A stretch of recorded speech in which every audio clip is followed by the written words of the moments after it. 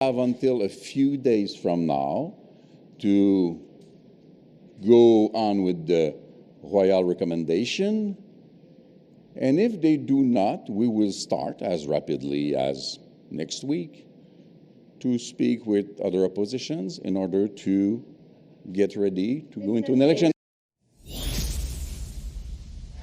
Debate over whether to boost old age security benefits by 10% for seniors between 65 and 74 has dominated Parliament Hill this week. That pushes one of the two key demands made by the Bloc Québécois. They've given the minority Liberal government until the end of the month to move on this, as well as supply management protections in future trade deals.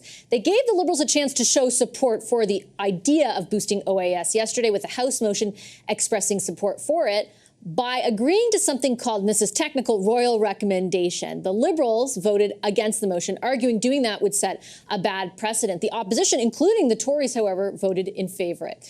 A new Nanos research survey done exclusively for CTV News shows most Canadians are in fact in favour of the idea. 55% support the move, while 24%, take a look at that, somewhat support it. That translates to more than 3 in 4 Canadians. Meanwhile, 9% somewhat oppose the idea of another boost, with another 9% fully oppose. Can the government, however, afford to do something like this? Let's bring in former Liberal Finance Minister John Manley and former Bank of Canada Governor David Dodge to talk about that. Hello to both of you. Wonderful to see you, Mr. Manley. Hi, Vassy. I'll start with you. And actually, I'm going to throw that exact question to you. In your view, is this something that the federal government can afford to do right now? No, because it's really bad policy. I mean, one of our challenges, Vassy, is that the dependency ratio in Canada has gotten too high. In other words, there are too many elderly people relative to the working population. And let's face it, 65, very arbitrary age. I have to say, both David and I left 65 in the rearview mirror some time ago. And I don't know about David, but I'm still working pretty hard. I don't need any more money. This is not something that should be done on a universal basis. Meeting people's needs, especially the elderly, that's very important. But understand, this is not targeted to those who need it. This is universal. It's a bad idea. It's too expensive. There are many other priorities that the government needs to address well before this one. The parliamentary budget officer, Mr. Dodge, crunched the numbers and estimated that the program would cost, or the boost would cost, at least $3 billion a year going forward, a total of $16 billion over the initial 5 years. What's your view on whether the federal books can withstand that? Well, my view is like John's. This is bad economics. It's even worse social policy.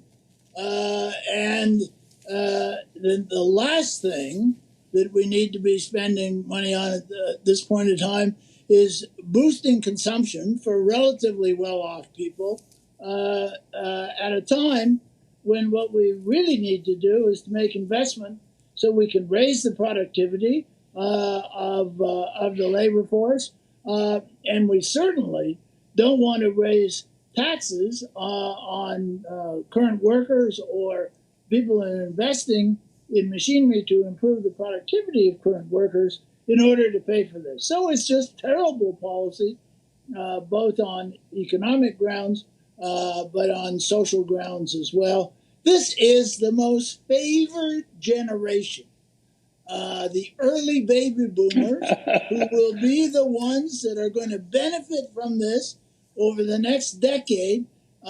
It's just absolutely terrible policy. So the interesting part here, Mr. Manley, and you'll be well familiar with this, you may both be describing it as terrible policy, but that poll I read at the outset underscores the tension with the politics of it, right? There are a lot of Canadians who, on the face of it, think that it's a good idea. You've also got opposition, including the Tories, voting in favor of the Bloc's motion. Only the Liberals essentially voted against it. Is it difficult, do you think, particularly given the stakes right now in this minority parliament, for the Liberals to not acquiesce? Well, I mean, that's a judgment they're going to have to make on whether they think the government will fall. You know what the Conservative plan is here. They want to have an election, and they don't really care what the trigger is. Would they follow through on this if they were elected? I rather doubt it, but that's not something that they have to answer. The Bloc would like to have an election. They did very well in the LaSalle-Amard by-election, And so this is a chance to embarrass the government. As for the poll, Vassy, really, polls can say one thing today and a different thing tomorrow.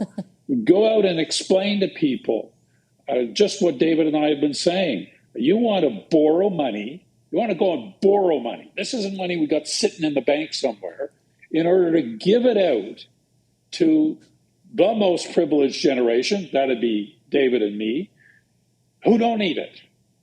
And then ask your question.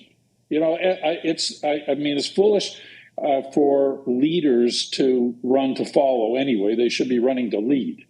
And I think the need to give an explanation to people about why this is poor policy is evident by the polling result.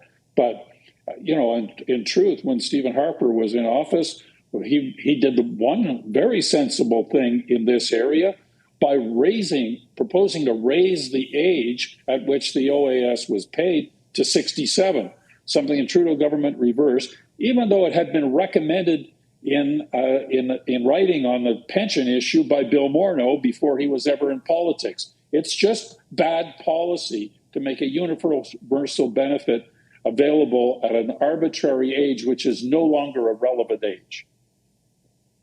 Is there anything, I mean, part of why the Liberals, reversed that decision was because there were a lot of seniors, many of whom vote, who didn't support it. And many of whom I've heard from the past few days as this debate has become more lively, Mr. Dodge, who say, I think in the aggregate, as Mr. Manley puts it, seniors, obviously, people over 65 are doing well, particularly relative to younger demographics, but they don't feel it. They feel the same pinch that a lot of us do with the escalating cost of living over the last few years.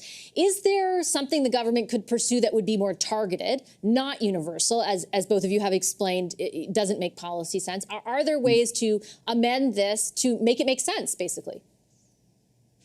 Sure. I mean, the only sensible thing that one can see from a social policy ground would in fact be to add to the GIS, the Guaranteed Income Supplement, which only goes to the poorest of that seniors group. So if that were indeed the policy, at least on social grounds, it would be harder to argue against it. It would not cost nearly as much, so we would not have to raise the GST or some other tax on everybody else to pay for it.